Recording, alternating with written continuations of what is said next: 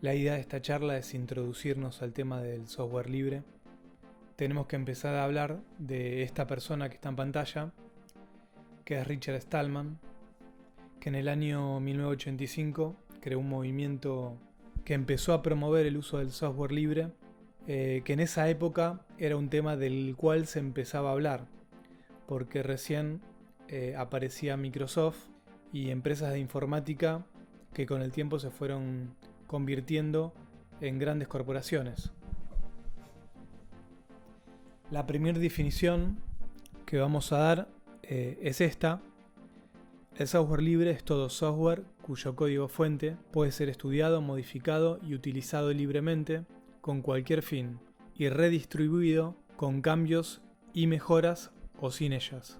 Esta definición es una definición de Richard Stallman.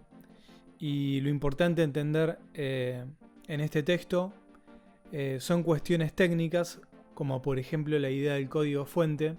El código fuente tiene que ver con el código bajo el cual se escriben los programas o los software. Ese código puede estar regido bajo derechos de autor o no. La accesibilidad de ese código es fundamental. Según Richard Stallman, en el año 85, definió que un software libre es libre cuando garantiza las siguientes libertades. La primera es la libertad de usar el programa y con cualquier propósito de uso. La segunda es la libertad de estudiar cómo funciona el programa y poder modificarlo, adaptándolo a las propias necesidades. Lo tercero es la libertad de distribuir copias del programa, con lo cual se puede ayudar a otros usuarios. Y lo cuarto es la libertad de mejorar el programa y hacer públicas esas mejoras a los demás, de modo que toda la comunidad se beneficie de esa mejora. Lo importante de estos 4 puntos es que la libertad 1, que es la de usar el programa, y la libertad 3, que es la de distribuir las copias, requieren del acceso al código fuente. Entonces acá surgen algunas ideas o aclaraciones que tienen que ver con términos que rondan la idea de software libre, que es la traducción al castellano de la palabra free software. Pero existen otra infinidad de términos relacionados, como el freeware, que en la traducción al castellano sería un software gratuito. ¿Cuál es la diferencia del software libre? Básicamente es la accesibilidad o no a este código. Si no es accesible el código fuente, no es free software, aunque sea gratuito. Existen muchos ejemplos que vamos a ir viendo de software gratuito que no es software libre. Que sea gratuito significa que está accesible y lo podemos descargar, pero no es free software simplemente por el hecho de que el código fuente no está disponible.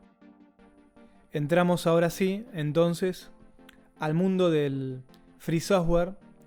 Acá hay algunos logos que quizá les sean más reconocibles que otros, como por ejemplo el icono del VLC, que es un reproductor de video, o el Firefox, que es un free software.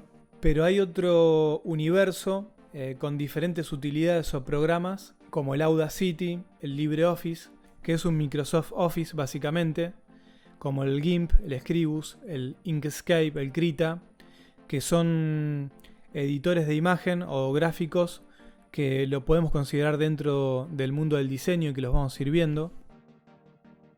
Para cerrar, lo que vamos a tratar de dilucidar son las ventajas del software libre, entre las cuales podemos nombrar algunas que se nos ocurrieron, como el fácil acceso y bajo costo de adquisición,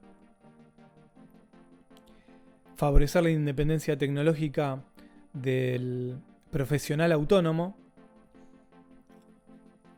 El usuario no depende del autor del software.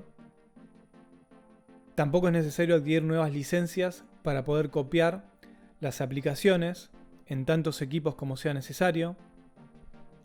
La total libertad por usar el programa y adaptarlo a sus gustos y necesidades. Y mayor seguridad y fiabilidad en el trabajo. Tiene que ver también con la fluidez con la que el software nos permite trabajar.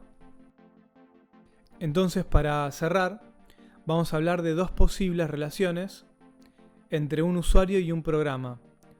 Según Richard Stallman, los usuarios tienen el control del programa. Esto quiere decir que el usuario puede hacer uso ilimitado de ese programa, inclusive puede modificarlo desde su código si tiene esos conocimientos. O bien, el programa tiene el control de los usuarios. Esta idea se refiere a que los usuarios son dependientes de las corporaciones y del uso limitado de un programa.